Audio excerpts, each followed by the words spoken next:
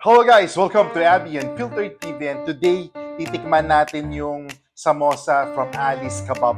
No, yung Alice Kebab, nakita namin to sa may San Simon, doon sa may Caltex doon. So meron silang store doon. So we've ordered the vegetable samosa. Yan. And we have the chicken samosa. So, just a short trivia. Sabi ni ChatGPT, ang samosa daw, akala ng tao galing sa India, pero actually it came from Middle East and Central Asia.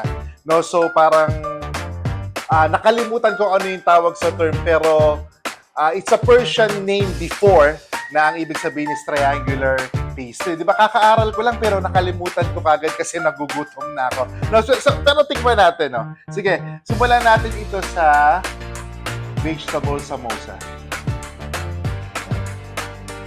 So ito, ay parang sanbosa yata yung tawag, I'm not sure pero it's a Persian term na meaning is triangular pastry. Tikman natin. Ito yung garlic sauce niya.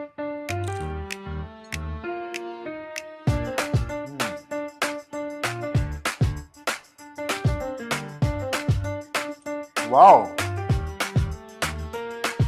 Sarap Well, outside is flaky. So it has a flaky outside. Tapos yung loob niya malambot at malasa yung mga spices.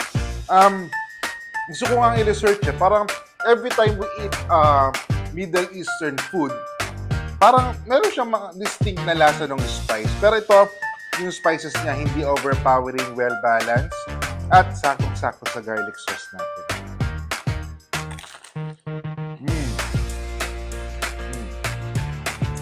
Sige ba yun? Napaka-crunchy niya, no? So, in fairness, ito, binili namin 3 hours ago pa, pero sobrang crunchy pa rin niya. Ang galing. Okay.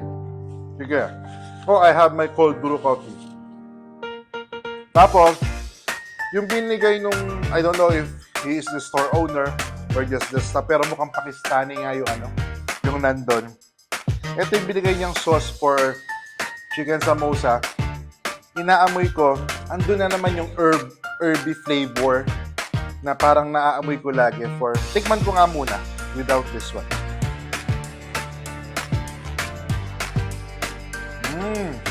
Okay. Nalalasahan ko to pag kumakain ako ng biryani. No? So, kaya nga parang kung ikaw, if you don't do the research, isipin mo, parang